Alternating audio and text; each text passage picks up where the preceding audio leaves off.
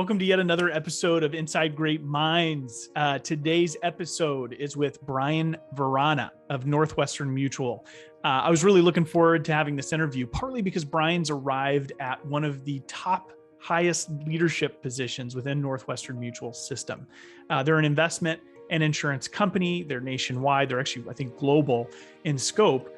Brian started his practice in Nebraska, where he grew to leadership role in Nebraska before taking on the managing partner position for the entire region of San Antonio, Austin, and on. So what we learned from Brian in this episode is a little bit of the fortitude it takes, some of the skills that you develop along the way, and how to take on this level of leadership within a company like Northwestern Mutual. I think there's principles that apply to no matter what kind of business you're exploring or building yourself. And Brian's got some great input on what it takes to recruit talent and to build from it. Brian also has a family that he brought down to Austin with him, and you're going to hear some crazy stories about the obstacles that he went through and personal fires that were happening in his life, no pun intended, when you watch the episode, as he was building the greater practice in the Austin network. So I hope you enjoy the interview as much as I did interviewing Brian, and take away some great nuggets from this episode with Brian Vrana on Inside Great Minds.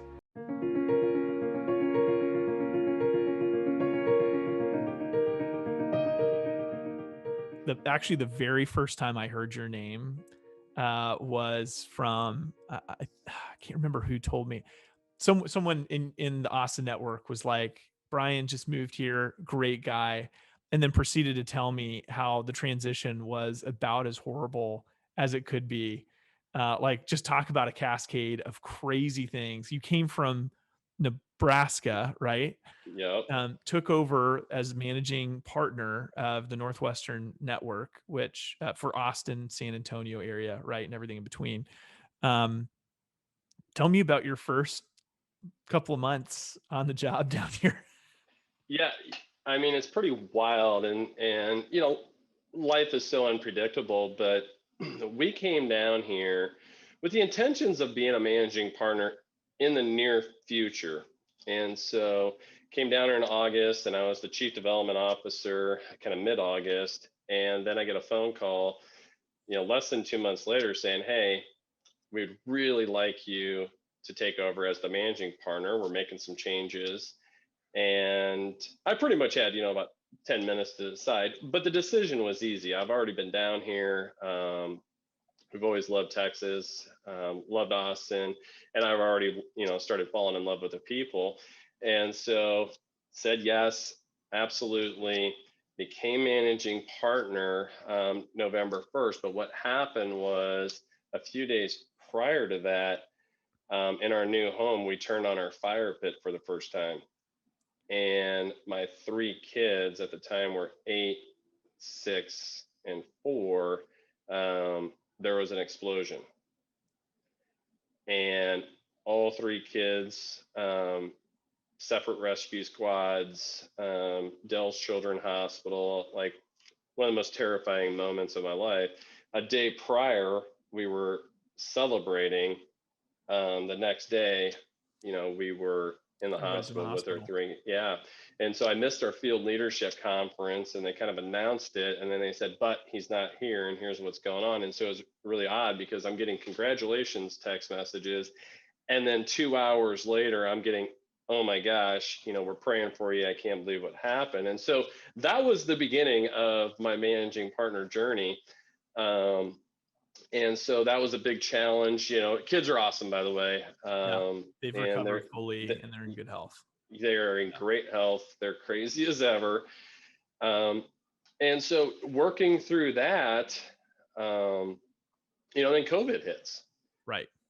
But part of the story that, I didn't tell, just a few days before I came down here, one of the most talented people in the network office, Melanie, was our recruiter of the year for Northwestern Mutual. She passed away in a car accident, unexpectedly, obviously. And so right when I came down here, that happened. And then this quick transition, then this happens to my kids. And, tons of challenges there. And then COVID hits. And so yeah, pretty crazy start to the journey for Yeah. sure. And then, fast forward through COVID, we're moving out of the office for the first time, in probably Northwestern Mutual history. Everybody's got to operate from home. For those not familiar with the life insurance industry, one of the requirements to getting life insurance is you need to get a medical from a nurse, right? That you would need to go see, and or they come to your house and do it. And there was like a window where it's like, can we even do that right now? There's delays. I mean, talk about the immediacy of crazy. What was it like in May, if you can go back to like April, May, like the months just right after the shutdown? Yeah. So the first thing that I did when we closed down the office was on my board, just right up above me, I wrote a line that said, "Where is the opportunity?" Because with every challenge, there's always opportunity. And so that was the one thing that I always had on the top of my mind. Where's the opportunity? And so constantly thinking about that. We're so fortunate because there's so many unknowns, unprecedented times. Luckily, Northwestern Mutual really stepped up and said, okay, we are now, and quickly, by the way, saying we're going to delay medical requirements. And so people, because we have to do our job and help people and protect them. So they did their job, delayed medical requirements so people can apply, which created a problem from them, a big backlog. But they adjusted quickly. We quickly did a ton of training on virtual meetings. And that was one of the things that we adapted to very quickly is how to operate virtually. I mean, down to literally like how you should dress, eye contact, and very simple things to still be very, very effective and efficient. And the craziest thing, Adam, through all this is where the opportunity was, we learned that we can adjust, number one, but also we can be even more efficient and effective. And so instead of constantly doing in person meetings, what we learned is we can work throughout the country through technology, just like we're using right now, help people and keep meetings back to back to back to see more people and help more Mm. people on a daily basis.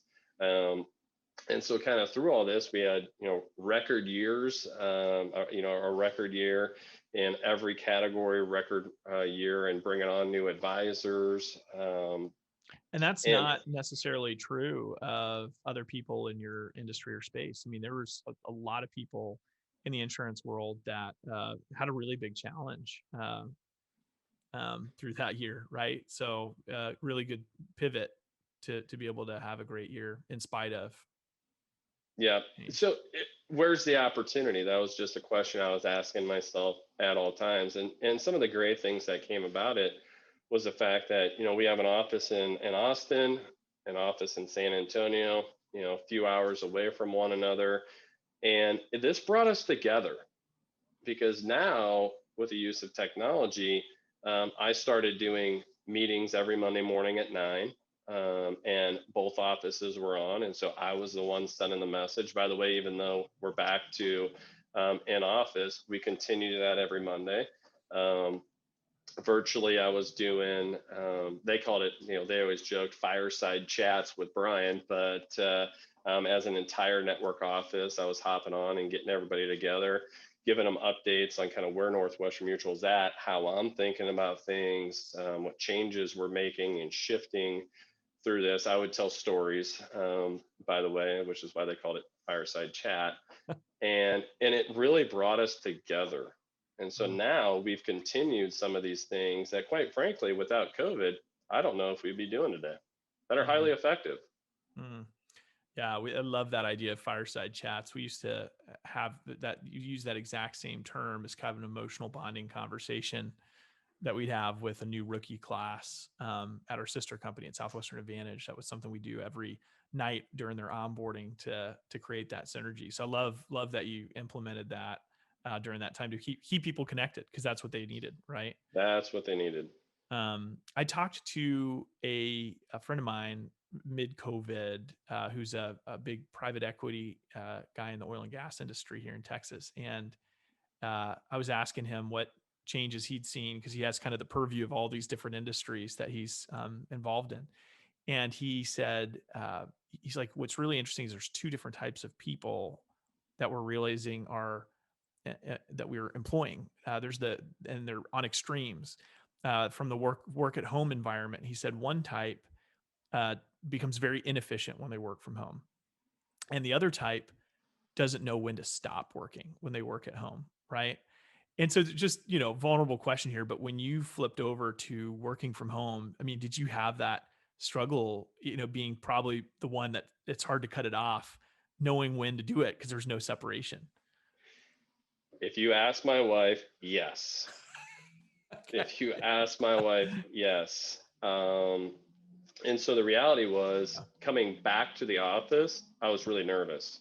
Am I going to be as effective? Can I get as much done? Even though we have young kids running around, I was still just able to just be so efficient. I'd get more things done in the morning, right, without a drive time, get more things done in the afternoon without a drive time. But you're right, it was hard to unplug because now the office was right there. Yeah, absolutely. Just maybe quick comment on that. What are some things that you learned about how to do that as well? I mean, now we're back in offices, right? So it's not, not something you have to be as diligent about, but what are some things that you set into place to make sure you could actually unplug? I don't know if I ever got really good at unplugging. Yeah. But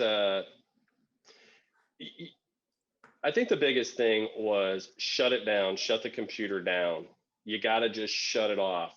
And that really helped, just disconnecting.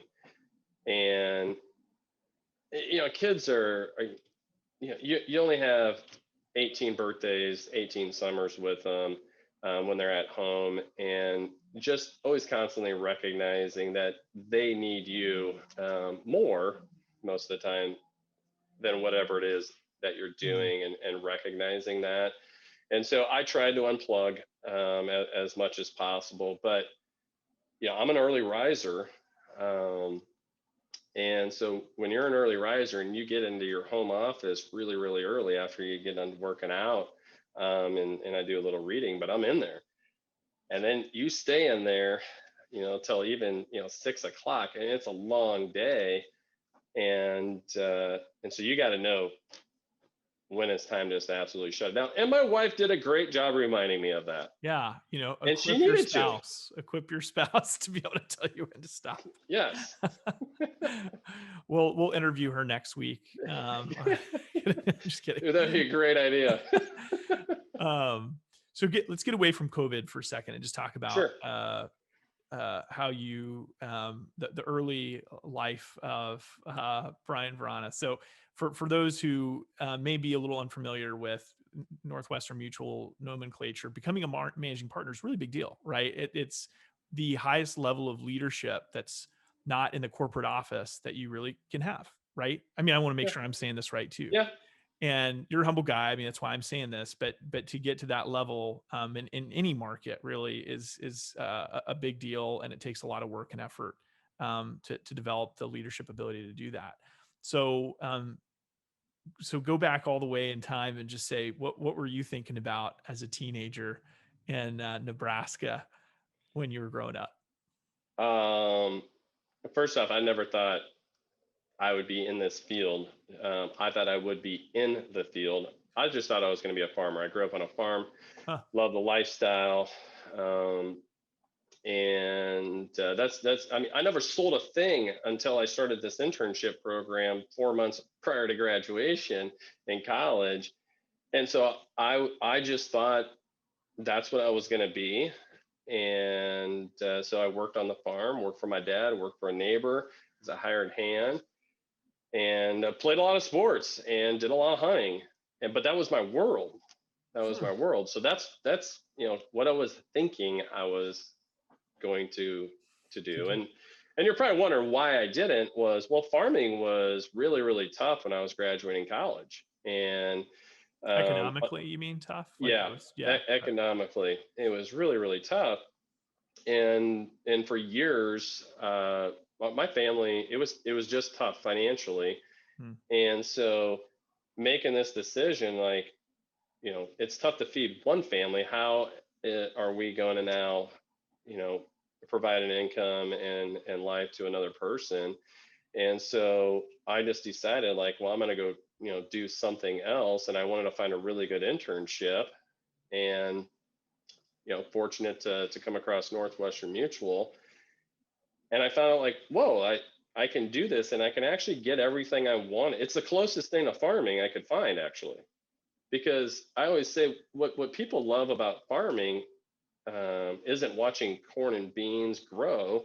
It's the lifestyle that it gives them. Hmm. Um, you call your own shots, you have a ton of autonomy, those types of things. And this career is the exact same thing, except you don't have to worry about if it's going to rain or what the corn and beans markets, are going to be. And so I love the aspect of this career that I could have ownership and really design my life by my work ethic and drive. Love it. What kind of farming did your parents do? Were they, I mean, small farmers, big farmers, Small, livestock? yeah, small farmers. We grew up with cows, Uh-huh. and then corn and beans and some hay ground, those types of things. And things got tough in the cattle market. My dad sold off his herd to focus on just the crops. But it remained tough. Yeah. So for those who have never grown up on a farm before, what time were you getting up during your summers between school to help out on the farm? Yeah, early.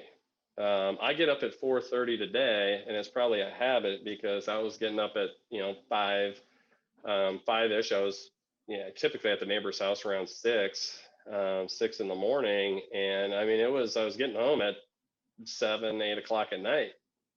Yeah. But I loved it. I loved Yeah. it. But I remember working up one summer in Wisconsin and meeting a lot of dairy farmers up there, and they farm corn and all kinds of stuff. But they would be to find the time to sit down with a farmer was intense, especially during the back end of the summer. And I mean, they were out there all day, and it was their business. The other interesting thing was, these guys would shell out what $680,000. Like it felt like it was nothing for farm equipment, Yeah. Oh yeah. and most human beings can't fathom spending anywhere close to that on a machine or anything, right? So just the way they saw and treated their business as an investment. I mean, are those things that you grew up with on the farm as well, like observing, watching, and Oh working with yes. your parents?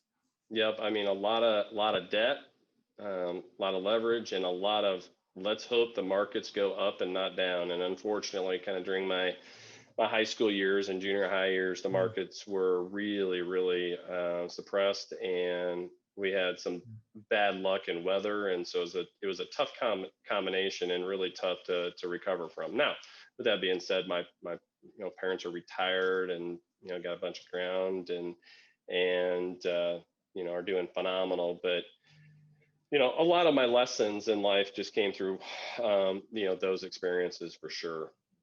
Yeah, we'll bring this up real quick, and then we'll move off of it. But because I think I was on an airplane with a professional speaker that said to me, everybody that's successful has a farm story.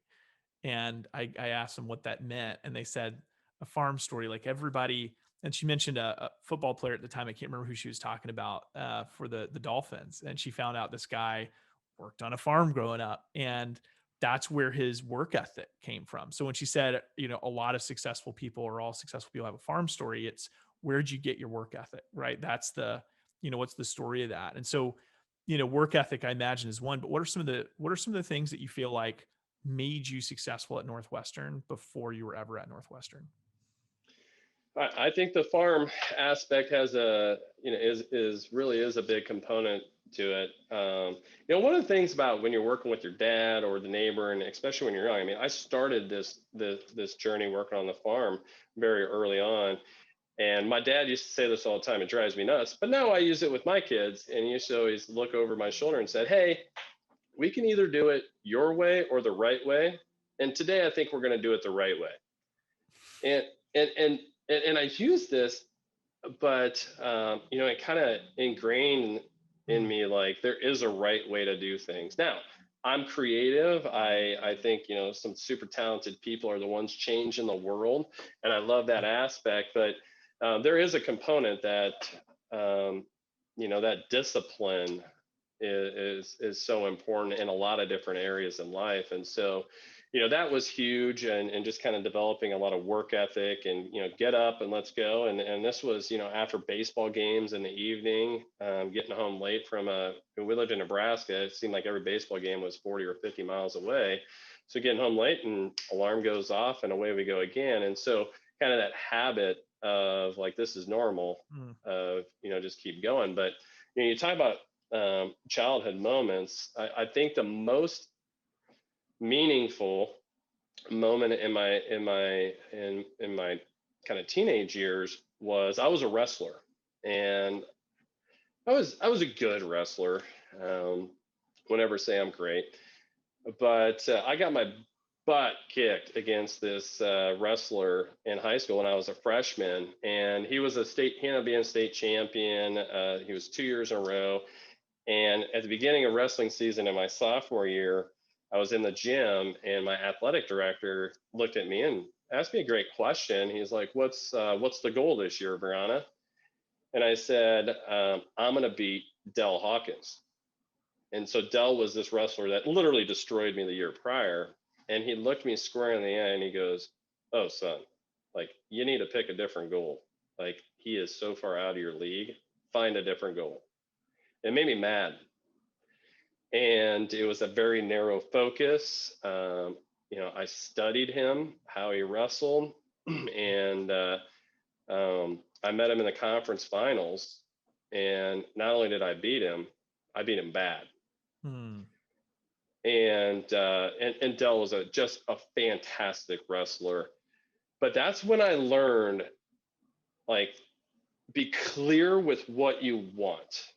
Be clear with what you want. Now, I probably should have had other goals, like, instead of just beating him, I made it a state, those types of things. But, and I realized how when you accept challenge, right, and you're clear with what you want, you're willing to do all the extra work. And that was a defining moment in my life that I'll never forget. Walking away from that athletic director and saying, watch me, I'll prove you wrong. Love that. And, one of the things going into this career, Adam, everyone I talked to said, don't do it. Don't do it. It's too hard. So much commission involved. Brian, go work at a bank. Just go work at a bank. You're talented. You went through college. My mom cried when I told her what I was going to do. And my dad's like, you're crazy. I was a double major in college. Both advisors said, don't do it. But I knew I wanted to put my life and my lifestyle on my back and let no one else dictate where I'm going to go in life. And so I did it anyway. Yeah, I love it. It's a little Michael Jordan analogy. I feel like you're the guy that when you get really competitive and someone goes, yeah, I don't think you can do that. Or how Michael Jordan's always looking for that slight. And he's like, he slighted me. So I went out and crushed it on the court the next day. Yeah. Yes. Brian also learned that he's mildly competitive at the same time. But that's, competitive work ethic, right? Autonomy. I mean, these are all principles or strengths or things that you're drawn to that make someone extremely successful in life, but in particular this career as well, right? Yes. So talk about this, because we've worked with a lot of people in this field, and we've worked with a lot of people at Northwestern. We know that there's a lot of folks that run into a wall earlier in their career, right, in production, and a lot of them run into another wall about the idea of getting into leadership. And so talk about some of the tough times after you made this decision in the early years, and what were some of the walls you ran into?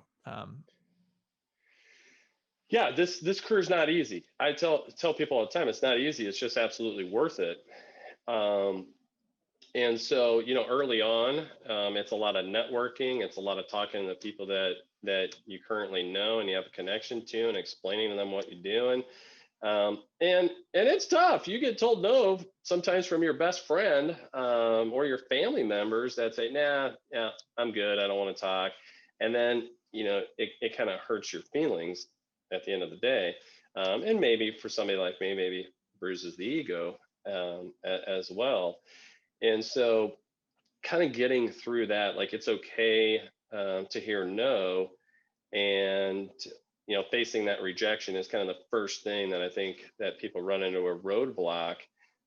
Most of the time, Adam, in this career, like tell people all the time, we have kind of a franchise model. If you can follow this system that has proven to work, you're going to be okay.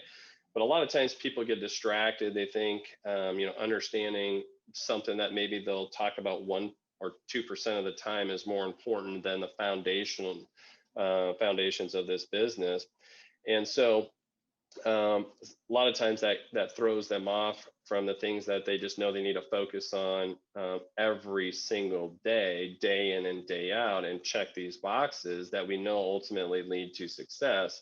And so kind of that first wall people run into is, I would say, everybody comes in excited, and then all of a sudden they get punched in the face. The reality is, like, they had this vision of everybody's going to say yes, and then people say no. The interesting thing is, a lot of people they thought were going to say no end up saying yes. And so, it's like, call everyone, share your story, share what you're doing, see if you can help. And so that's kind of the first thing. And then everybody hits something called the critical zone. Okay. And I talked to my leaders. The critical what? Critical zone. Okay. It's where doubt settles in. And I tell my leadership team, watch for it. Those are the scenarios. Somebody's here on Friday, they don't come in on Monday. They said everything's good on Friday, they don't show up on Monday, and you never see them ever again. And so I'm challenging our leaders to get deep with people, understand and watch for the critical zone. Everybody hits it. And so that's the key now in the leadership, is getting people through the critical zone. And that's when doubt, like, what am I doing? Is this going to work? Am I going to make money? Do I still believe what I thought I believed? And working through that with them is so important. I always say, and sometimes the critical zone, Adam, can come in 2 months, 2 years. Typically doesn't come really, after 3 years, but you got to be really careful for it. Where did it come for you? About month 5. Mm-hmm. And so I was working hard, and I had a little success to kind of keep you excited every now and then, but some of the doubt came in when, some people around me said, I told you so. Mm-hmm. I told you this wasn't going to work. And I was just super fortunate to have a great managing director at the time, and Mike Tews, who became a managing partner, just retired last week. He's, in my opinion, one of Northwestern Mutual's legends for what he did. A great friend who ended up becoming my managing director, Eric Aslickson, that looked me square in the eye and said, you know why you started. You're doing the work. Keep doing the work, and this thing will work out. Don't you quit. And the next thing you know, just, a few weeks later, all the work that I was putting in just started to pay off. And I made MDRT in my first year. I think industry-wide, only 6% of all advisors make that. I did that in my first year. Made a bunch of money, ended up buying my parents a new washer and dryer, new riding lawnmower, because they didn't have money. Bought a boat, and that was a horrible idea. You don't buy boats in Nebraska, especially a bass boat. But I did. And the rest is history. So almost, because MDRT is income, is $1 million round table, right? For those that don't know, it's a level of success and earnings that you drive from personal production and performance, right? So I'm curious about, there's so many people who go down that road of personal production and performance. They're crushing it. They're making great money. That was kind of one of their big goals from the beginning, And now they look at this leadership thing and it's a totally different muscle, right? You got to go, I got to go recruit someone. Like I got to train them. You mean I don't get paid on that today? Like I do on a policy. Oh, I've got to wait 3 years to see some kind of return on that Yep. investment. And it's not just about money and cents, but for a lot of people, I feel like that's one of the barriers for taking that course, right? So how do Yes. you go from like living the life, you're doing great just on your own. What's the hunger for leadership? Like what drove you to take that road? I was not driven to take it. I was convinced. Um, and which is crazy because you just said all those things that I was thinking. Like, why would I ever do anything else? Like, I worked really hard and my family still needed me. So a lot of times I worked Monday, Tuesday, Wednesday, half of Thursday, crushed my daily and weekly activities in 3 or 4 days, in the business. And then I went home and farmed. And because I was able to. And so I had this lifestyle. I had a boat. I was able to fish occasionally. Um, and Mike and Eric again came up and said, "Hey man, we really think that you would be a great fit to run our college program." And I said, "No, like no, that's not my thing. Like let me just do my thing." And they kept dripping like, "Hey, Tress, just test it out, right? This isn't a long-term commitment. Test it out." And finally, I gave in, and thankfully I did. So I started in the internship program, recruiting and developing interns in Lincoln, Nebraska. Had success. Ended up being the number one college unit director in the company in my third year. We had the number one college team, I think 2 or 3 out of the 4 years, and then it was time to get out of that. And I actually took a step out of leadership. I had some personal practice goals that I wanted to hit. And Mike was like, "Oh man, come on, you got to stay in." And I took a little bit of time off, and there was a little convincing to come back, but not as much. Why? Because I missed the relationships. I missed the impact that I had. And so I came in with a much different mindset this time because now I knew why leadership. It's this connection to others. And I tell people all the time, I heard this a long time ago, like, I'm not here for the little hugs. I want the big hugs. Mm-hmm. And so to watch some of these former interns that became now advisors, get married, build their dream homes, have success, and knowing I was part of that, stand up in their weddings, those types of things. That's what leadership's all about, and that's what drives me. Now, I like to make money too, though.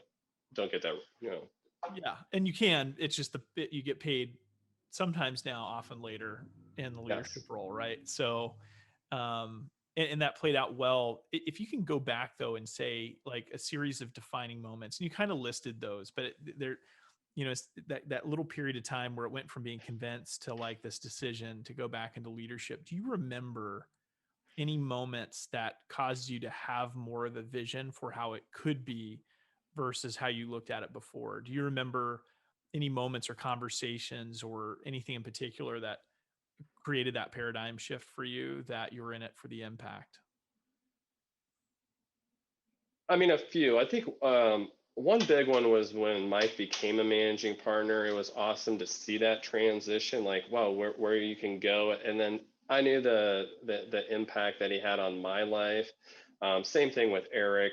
And I mean, I went through some, some tough times personally as well. And you started to realize it's these people that cared the most, that were checking in the most out of everyone, including your best friends that aren't in the business. These are the people that are constantly there for you. And so, watching that transition, see an opportunity present itself, Mike was always really good at saying like, hey, if you do well at what you do, opportunities will present itself. And then I'm living proof of that. Um, and I just think it was those little things along the way, and the thank yous you get from your advisors that you helped, whether they're here at Northwestern Mutual or not anymore.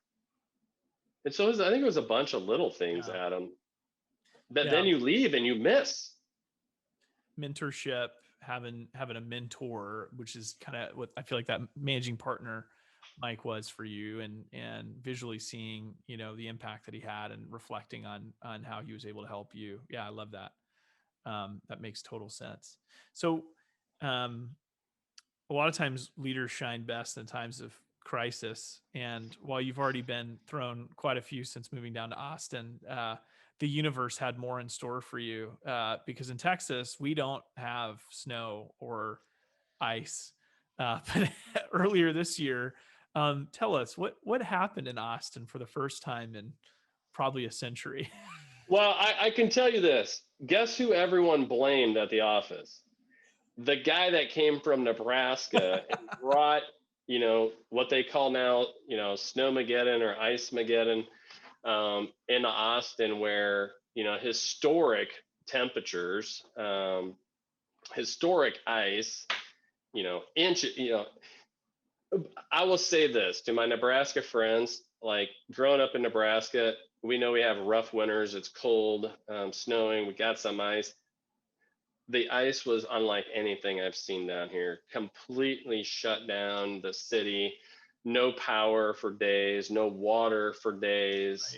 Right. No gas off and on. It was like a Fortunately, real humanitarian crisis. I mean, like, we had yes, people dying from cold all over the state. yes. Yeah. Cell phone service got shut down. I mean, I would have to go out and drive on really icy roads to get to the top of a hill just to get one bar of service. Just trying to stay connected to the office, making sure that everybody here is okay and they don't need anything. We were fortunate enough to have a wood burning fireplace in our home, and so we had people, neighbors huddled around in our living room around the fire, because that was the only heat we had, and it was 3 degrees. It's crazy. Yeah. And I was smiling because I remembered we had a training scheduled, and you found that hilltop Yeah. part just so you could call me that morning and say, hey, the training's off. We're in Snowmageddon and no one has internet, and I don't even have cell service. So, doing what you say you're going to do, and just the character it took to go find a hill so you can reach out to reschedule, says a lot. Well, it was a challenge. And again, that was, when cell service came back, I mean, people are like, you can't catch a break, man. Like, to what happened with your kids and your family, to COVID, to now Snowmageddon. But, I mean, I'm addicted to challenge, Adam. I'm addicted to challenge. And so I thrive in challenging moments. And that's what I love. I love to be able to figure things out. That's a really good affirmation to use as well. I love that, that you just love and eat challenges for breakfast, and that's how you think. That's great. Is there a teachable process for that? I mean, obviously, these are all kind of outliers, but if we go back to like the principles that the bigger of a leader you become, one thing that's for sure is that more leadership means more problems. More human beings that you work with mean more problems. They're the solution, but they're often also where a lot of the challenges come from. And so, how do you do you have a process for how you tackle problems and challenges, whether it's environmental or something in the office, or what's your process when you encounter something that's like, oh man, now this? I read a book a long time ago, and it's literally called How to Get Things Done. As simple as that. And one thing I picked up on, you either do it, delegate it, or drop it. And understand the difference between important and urgent. There's a lot of urgent things out there, but really aren't that important. And so that's the process that I take myself through when challenges come up. And urgent things, while they need to get done, you just got to recognize they don't have to get done right now. In, Important things need to get done. Now, if you have important and urgent, that's when you got to start getting after it immediately. And so do it, delegate it, or drop it. And there's a lot of things that we do that we don't really actually even have to do, or have no impact in our lives, other people's lives, or even the business, that we just kind of continue to do. And that's my process that I go through. Yeah, I love it. And the book was called Get Things Done. How to Get Things Done. Great self-explanatory title. Can't screw it up. Awesome. Hey, remember when I said you got to get clear? He got clear. I can't remember the author's name, but it's actually it's a really, really good book. Yeah, love that. One of the biggest challenges for rising leaders is, I think they are encountering problems early in recruiting. Like, someone quits the business that they spent a lot of time on. That can really knock you off your horse, right? Because you go, I just invested all this time, and instead of paying off, it actually left me with heartbreak. And that's where a lot of questioning can, I think, take place in young leaders. And then to stack on that, I think they look at, sometimes someone like you, and they go, well, he never had failures. He's got it all together and is perfect. And, and we all know that you're a human being, and that's not true, and you've made mistakes, but it's very easy once you've gotten to a station in a place of development. Very few people got to see you take that entire journey from front to back, right? So, Right. if you could share, like, what were the challenges for you? Like, where were your shortcomings in your journey, and how did those show up in your leadership, in the leadership part of your career? I liked to handle too much, and so while I just said do it, delegate it, I'm still trying to master the delegation component. And so typically, if I ever got off track, it was because I was trying to be everything to everyone, and you just can't do it. And so that was always an area that I had to continue to develop and be aware of. And so the struggles in leadership, though, is you're right. I mean, I think you used the word heartbreak, and that was what was actually going through my head. Like, when I love everyone, right? I mean, I brought them into the organization for a reason, and I saw something in them that they might not even saw in themselves yet. But you build deep relationships with people, and you got to get used to people letting you down. But the one promise I make every advisor that I bring in is, and if Adam, if you and I were getting ready to shake hands and welcome you into Northwestern Mutual, I'd tell you one thing: Adam, I'm gonna make you a promise, and I don't make very many promises. You'll quit on your dreams before I quit on your dreams.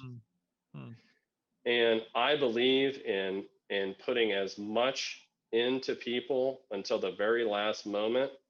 I never want anyone to leave here and say it was because you didn't give me enough. And that was my leadership. That was my leadership style. And you get let down often. Talented people, that were going to go on to have amazing lives and amazing careers here, struggled with discipline, or had outside, factors, or struggled with rejection. And you sink a love into people, and then they let you down. And you got to get comfortable with that if you're going to grow in leadership. That's good advice. Yeah, you will. And so people go directly into competition with you that you spent time developing, right? And And just the nature of the animal, as you develop and grow your own leadership, and getting comfortable with that enough so to let it roll off your back and not let it break you down. Right. Yep. I think another, component is if you're in leadership, you're going to have to make tough decisions, Hmm. and decisions that people won't like. Even some of your top advisors or top leaders or top salesmen, um, they just won't like, and you're going to have this fear, right? Like, and I think that's the hardest thing about leadership, is just knowing that you could lose somebody by the decisions you make. And so I think that's the greatest challenge. Now, I personally feel like I got a pretty strong moral compass, and one of the things that a verse from the Bible I read a long time ago that I actually used to have up in my office was Matthew 7:13. It said, "Enter through the narrow gate, for wide is the gate and broad is the path that leads to destruction, and many enter through it." Hmm. And this hit me like a ton of bricks Hmm. when I just happened to read this. And so that's one thing, outside of just core values of courage, consistency, and congruency. That was one thing that was my guiding principle, like enter through the narrow gate. And so I've had to make tough decisions, and I know other managing partners and other leaders, not just within Northwestern Mutual, you got to make tough decisions. Yeah. Yeah. Super good. And they probably only get tougher, the bigger you grow. Right. I always Yeah. kind of looked back, and there's this, it was actually a stupid magazine ad for like a Chevy Tahoe or something, but I love the quote in it. It was like, from up here, all the mountains look like molehills, and I think the bigger you get, the more you look back at the problems you dealt with 5-10 years ago, and you're like, well, that wasn't that big of a deal, but at the time it felt like a mountain. Right. Yes. Especially again, as yeah, you start to lead more people and larger organizations, just more people, more problems. And the other thing is, you remember, everybody has problems. Now, so one thing I love about leadership, Adam, is I love the standpoint that I can build relationships with people and they'll come to me. Now, sometimes it's overwhelming and exhausting, but when they come to me to talk about their challenges in life, not forget business. There's no such thing, in my opinion, on personal life, professional life. It is life. If you're not good personally, it's really hard to be good professionally. And so I work with people on life, and trying to get them, better at life. And so I love the life discussions, and bad things happen to good people all the time. Everybody's got problems. And don't ever forget this, as leaders, while somebody else's problem, you may think like, what a small problem compared to our problems, right? It's the biggest problem they have at the time. So it feels just as big as your biggest problem, Hmm. and it's Yeah. just as important. Yeah. Just sitting here in this interview and listening to you, I feel like that the combo that you present, that is a big part of probably what got you to where you are, is heart, humility, work ethic, and a competitive spirit. And those can all live together, right? And when you do all four of those, big things happen. But it's hard to find people who can balance heart with a competitive spirit, right? Or be humble and still work their butt off. And so I think that's just that occurred to me just listening to how you talk about your people, the heart you have for personal problems, but then wrestler, hyper competitive, like, tell me I can't do it and I will crush I, that I objective. won't. By the way, I won't let my kids win at anything. My wife gets really angry. Like, I won't. If they're gonna win against me, it's gonna be straight up legit. I'm going to send you an SNL skit about Michael Jordan competing with his staff, that I you'll love it. love after this. Yeah, it's great. Please do. Please do. Um, leave us with this, because we'll have to tie up on time. This has been great. Sure. But I always love to ask this. a lot of mountains that have become molehills over the decades you've been doing Northwestern and leadership. So interesting. But if you got a chance to give a little bit of perspective and advice to a young Brian Vrana just starting their career, what kind of advice would you give? Like, what do you think, going back in, that you would just share with a Brian who's starting his career, maybe in his first year or two, that you'd share? I think the first thing is get clear on your why and your vision, your burn, whatever you call it, and build a game plan towards accomplishing that. And I know sometimes people struggle with, well, what is my why? I think it can be a big why. I think it can be, I want a car, right? And so, but you got to get really clear in what you want, and because your vision must be more powerful than the pain that you're going to go through, and you got to be willing. I say that all the time. Your vision must be more powerful than the pain, and you got to get through it. You got to know why you're going to go through the challenges, and you're going to get up every single time you've knocked down. So get really, really clear on what it is you want and why you started. Read. I wish I would have read more. I was super grateful that somebody threw me the book, How to Win Friends and Influence People, by Dale Carnegie. I think that book allowed me to still be here today, because I didn't know anything about relationships, selling, any of that stuff. But that book, I reference it all the time. And I think those that read or do listen to podcasts now, those types of things, end up excelling. And habits, routines. One of the things that I think is just so important is develop 3 or 4 things. My good friend Ben Newman calls it the prize fighter day, but develop 3 or 4 things that you're going to do every single day that's in alignment with what you want personally, what you want in business, what you want spiritually, and maybe even within relationships, and stick to it. Doable yet meaningful. Make sure you can do it every day, but it's meaningful.